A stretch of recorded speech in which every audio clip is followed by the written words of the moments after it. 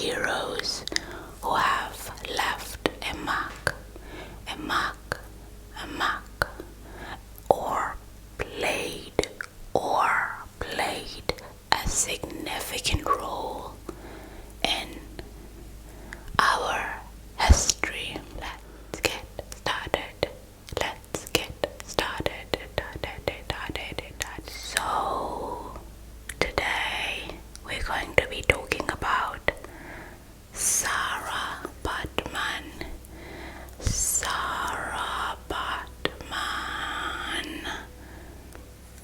What happened to her? That's what we will be covering in today's video. All I need from you is to sit back and enjoy. Now, let us see. Okay.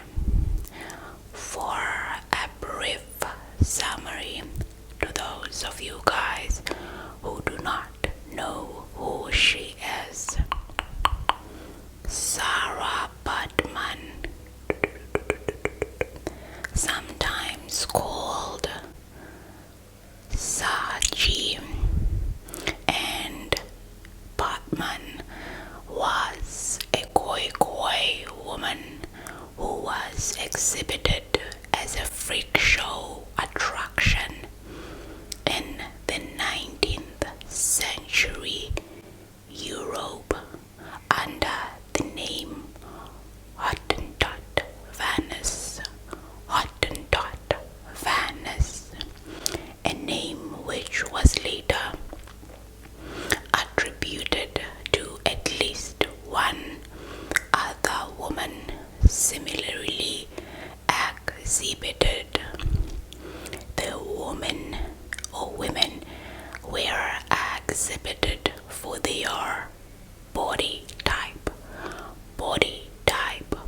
which was uncommon in Western Europe, which not only was perceived as a curiosity at that time, but became a subject of scientific interest as well as erotic projection. So, the European settlers arrived in South Africa,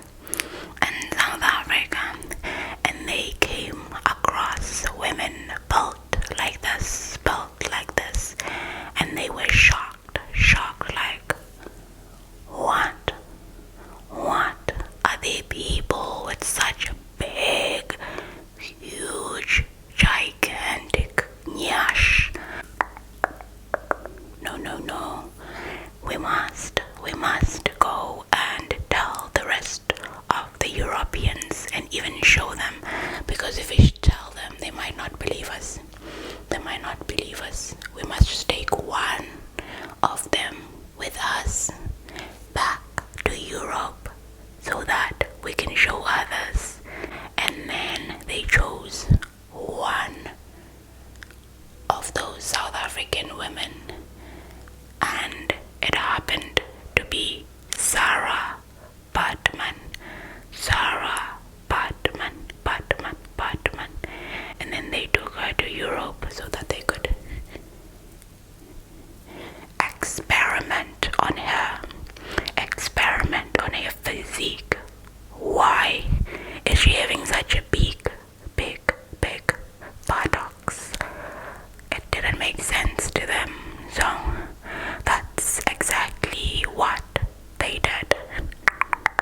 Now let us talk more about Sara, her early life and everything, so that you can get to know her.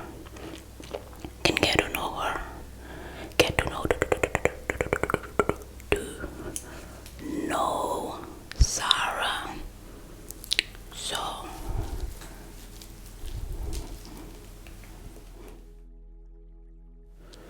in terms of life. Baartman was born to a Khoi family in the vicinity of the Eastern Cape of South Africa. But to take it a bit further, the community where she was born is now referred to as the Sara Baartman District Municipality. Sara Baartman District Municipality, so that she gets to live on despite being robbed of her life. Okay, Sara District Municipality. Okay. Her name was actually unknown, or her name is unknown.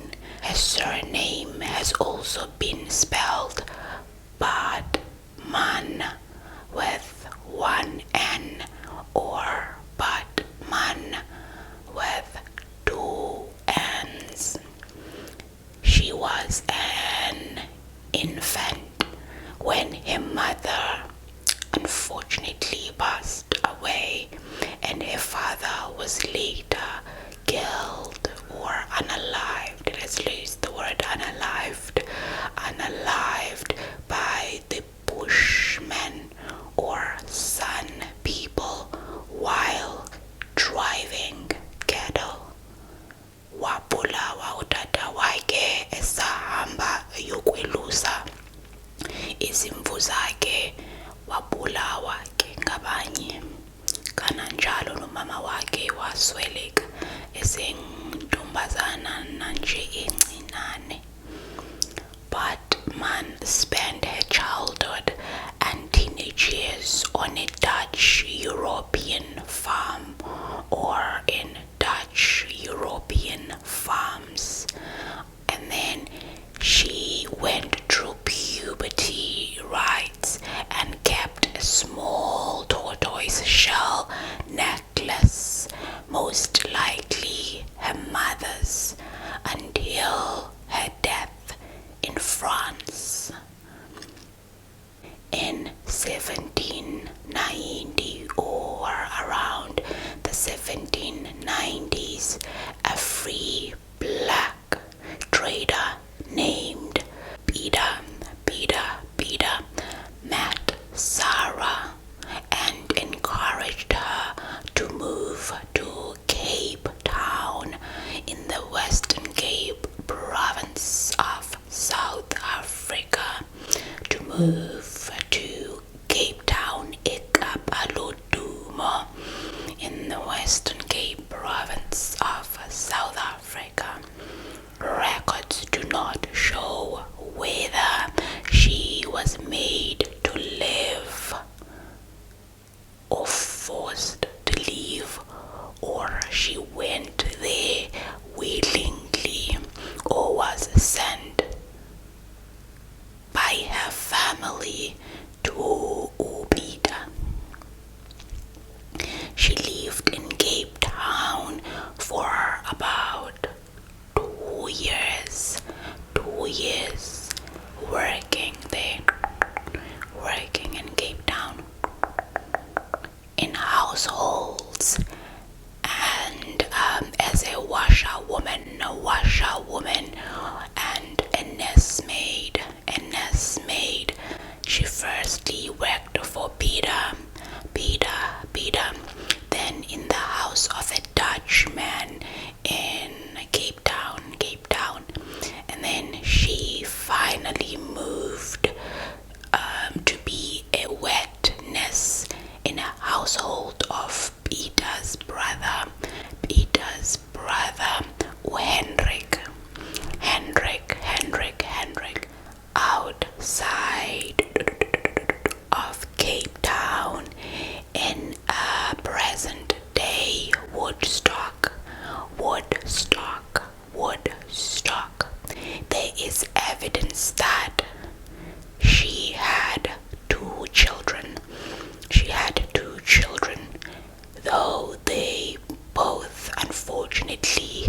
lost their lives as babies. Babies. She had a relationship with a poor Dutch soldier, Hendrik van Jong, who lived in Hout Bay near Cape Town. But the relationship ended when his regiment left the Cape. Hendrik began to show her at the city hospital in exchange for cash. Hendrik, the other Hendrik, not the boyfriend Hendrik, the Peter's brother Hendrik began to show her at the city hospital in exchange for cash, where a surgeon named Alexandra Dunlop worked. Dunlop, sometimes wrongly cited as William Dunlop.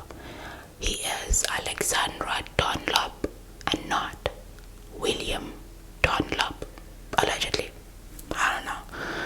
And then he was a Scottish military surgeon in the Cape Slave Lodge, and then operated a side business in supplying showmen in Britain with animal specimens, and suggested that she travel to Europe to make money by exhibiting herself. Baartman refused. She didn't want that. And then Dunlop persisted, and Baartman, just wait for the car. Baartman said she would not go unless Hendrik, Peter's brother,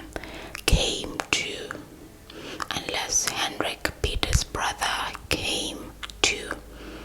He also refused, but he finally agreed in 1810 to go to Britain to make money by putting Baartman on stage. The party left for London in 1810. It is unknown whether Baartman went willingly or she was actually forced to go there. And then Dunlop was the front man and conspirator behind the plan to exhibit Sara Baartman, according to a British legal report from the 26th of November in 1810. The affidavit supplied by the court of King Patch from a Mr. Ballock of Liverpool Museum stated that, and I quote, "You can read for yourself what is stated." So Dunlop was under agreement to send her back in 2 years. The governor of the Cape gave permission for the trip, but later said regretted it after he fully learnt the purpose of the trip. So Hendrik Caesar, the brother of Peter, as well as Alexandra Dunlop, bought Baartman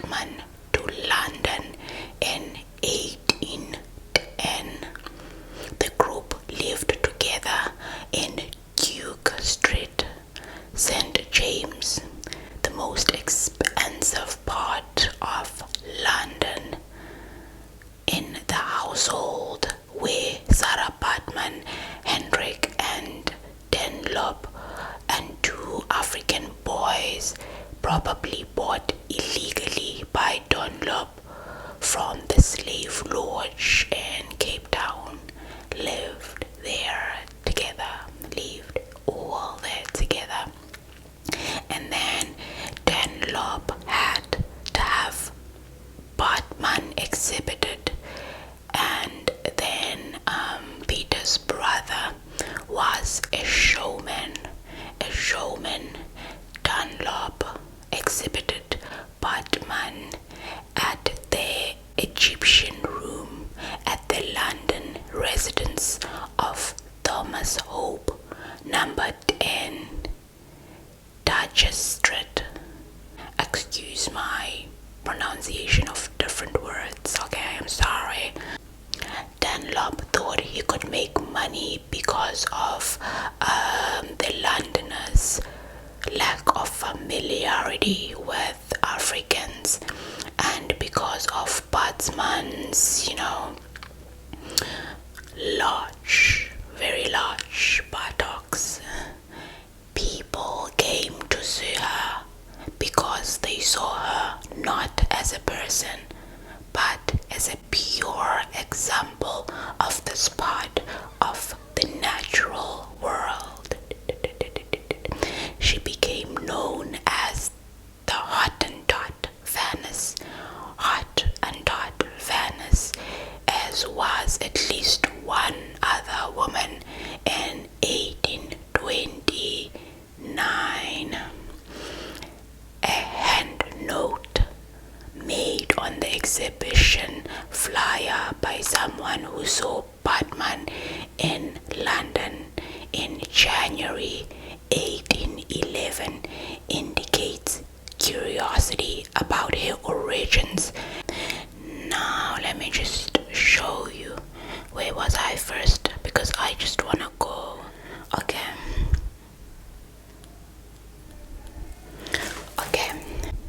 The term Venice is sometimes used to designate representations of the female body in arts and cultural anthropology, referring to Roman goddesses of love and fertility.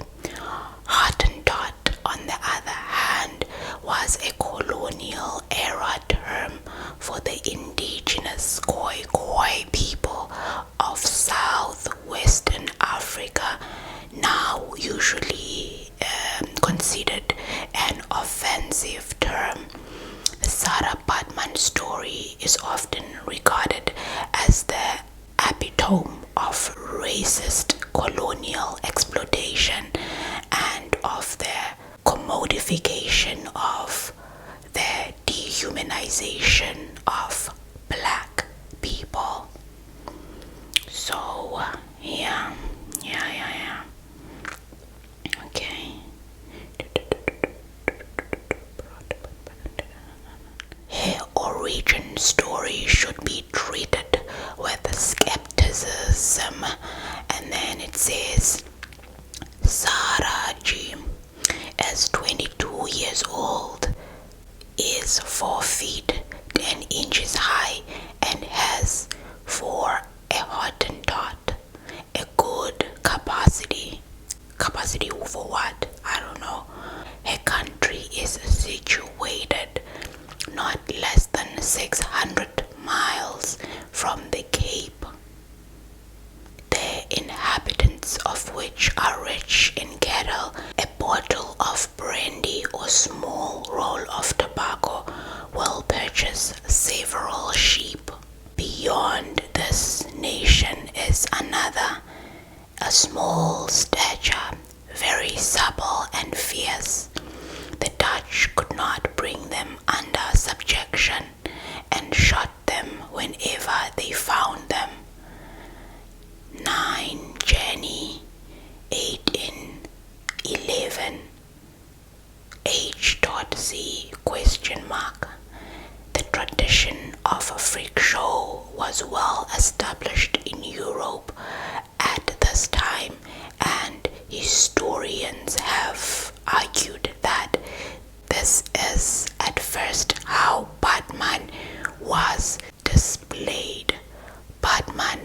never allowed herself to be exhibited nude. And an account of her appearance in London in 1810 makes it clear that she was wearing a garment which is a tight-fitting one.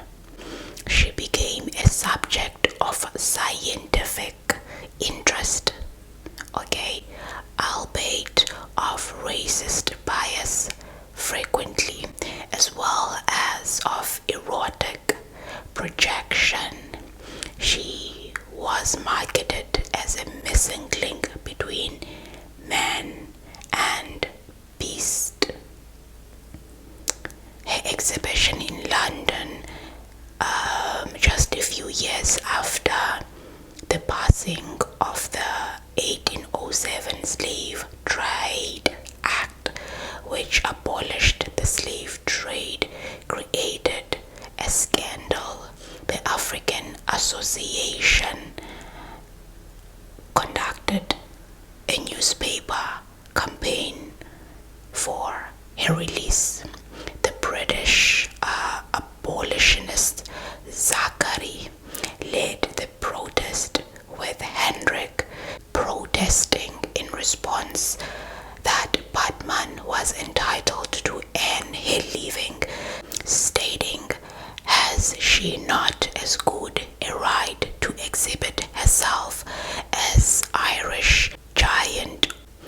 The African Trade Association took the matter to court, and on the 24th of November in 1810, at the court of King Bench, the Attorney General began the attempt to give her liberty to say whether she was exhibited by her own consent.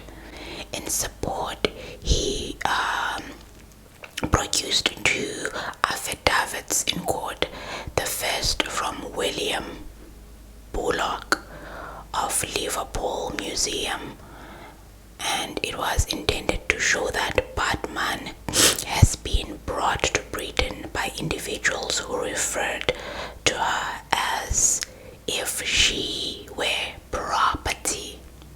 The second by the Secretary of African Association, which described the degrading conditions under which she was exhibited and also gave evidence of coercion. Baartman was then questioned before attorney Indulge, in which she was fluent via interpreters. Historians have subsequently stated doubt on the independence of the statement that Baartman then made. She stated that she, in fact, was not under restraint, had not been sexually abused, and had come to London in her own free will. She also did not wish to return to her family and understood perfectly that she was guaranteed half of the profits. The case was therefore dismissed. She was questioned for 3 hours. The statement directly contradicts accounts of her exhibitions made by Zachary and African Institute and other eyewitnesses. A written contract was produced, which is considered by some modern commentators to be illegal. The publicity given by the court case increased Baartman's popularity as an exhibit. She later toured other parts of England and was exhibited at a fair in Limerick, Ireland in 1812. She also was exhibited at the fair at Bury Edmonds. I'm sorry, I don't know how to pronounce this word. I don't know how to pronounce the last word. I'm just gonna put them down here at this point. And then on the 1st of December in 1811, Baartman was baptized as well at Manchester Cathedral. And there is evidence that she got married on the same day to, who did she get married to? And then in terms of later life, a man called Henry Taylor took Baartman to France around September 1814. Tyler then sold her to a man sometimes reported as an animal trader as Rooks, but whose name was actually Jean Rooks and belonged to a ballet master who had been deported from the Cape Colony. So he was deported for seditious behavior, and then Rooks exhibited her under more pressured conditions for 15 months in Paris. She was enslaved. In Paris, her exhibition became more clearly entangled with scientific racism. France scientists were curious about whether she had the elongated labia. The younger brother of George reported that she was obliging enough to undress and to allow herself to be painted in the nude. This was not true. She wore a small apron-like garment which censored her genitalia throughout these sessions. In accordance with her own cultural norms of modesty, she steadfastly refused to remove this even when offered money by one of their attending scientists. I could believe that part because with us in our culture, like showing your chest area is not a big deal. Like it's not a big deal, and the thing that you reach for and that you always cover by all cost, it's like your private part down there. You protect it by all means. To make an example, if like someone sees you in the nude, you don't quickly just cover your chest area. The chest area is not something that you quickly cover. You reach for your lower private part. You reach for your lower private part. So for us, it doesn't matter, but like your entire dignity lies on your lower private part. Nobody should see that unless they can see that they are your partner, spouse, or something like that. But not everyone or anybody deserves the privilege to see that. So I could believe that she could, she refused that. But even though she showed her breast area, it's because that's how Khoisan, tribe is. They show their upper body part, but it's mostly when you are unmarried and you don't have kids and you don't engage in sexual intercourse that you normally show your upper part. So that is basically it. But back to Sara. She was bought out as an exhibit at wealthy people's party and private salons in Paris. Baartman's promoters did not need to concern themselves with slavery charges. time she got to Paris, her existence was really quite miserable and extraordinarily poor. Sara was literally treated like an animal. There is some evidence to suggest that at one point a collar was placed around her neck. Specifically, she was exhibited with a collar on some occasions. At the end of her life, she was penniless, which was probably connected to the economic depression in France after Napoleon's defeat, resulting in a dearth of audiences that were able and willing to pay to see her.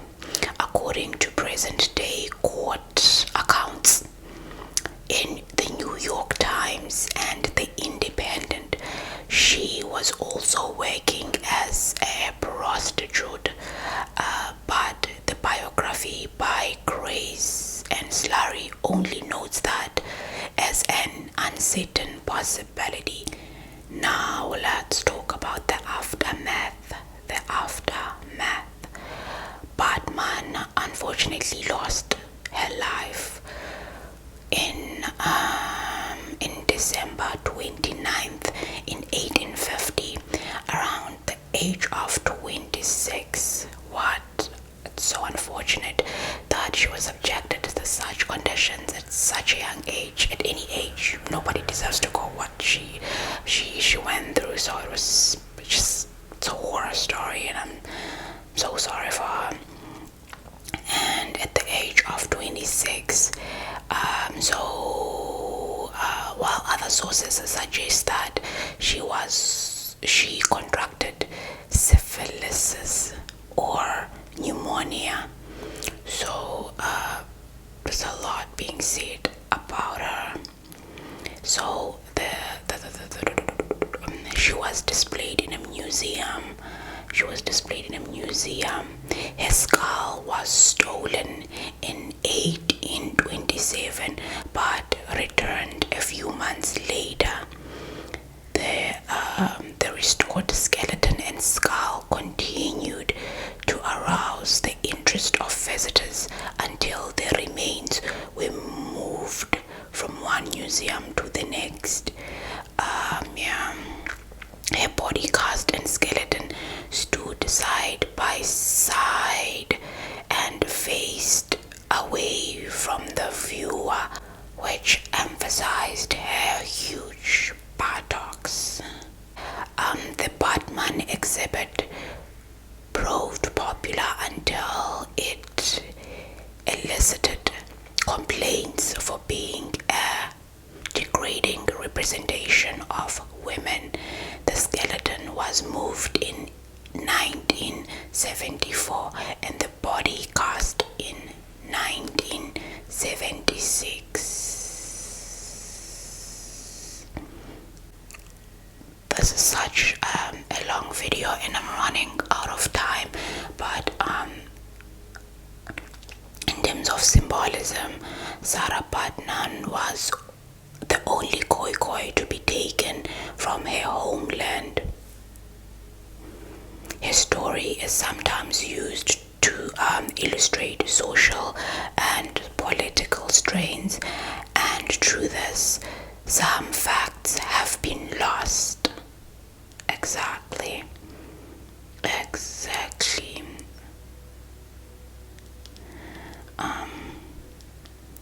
There is a part that stated her body was actually eventually returned back to South Africa and she was finally laid to rest. I'm trying to find it here, but I can no longer find it.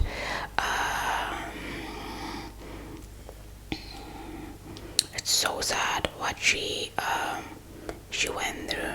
It's so sad what she went through. Let me just try to find the part about her body being returned to South Africa and read it. Okay, now for the conclusion. conclusion, this is the part I will be reading. After 8 years of negotiations with the French authorities and a vote by the French Senate, Baartman's remains were finally returned back to South Africa on the 3rd of May in 2002 and buried in her native village, of Henki on the 9th of August the same year, which was the National Women's Day. This month is Women's Month in South Africa, and for Women's Month I chose to just talk about Sara Baartman's life and what she went through and her struggles, so that we may never forget what happened to Sara Baartman. So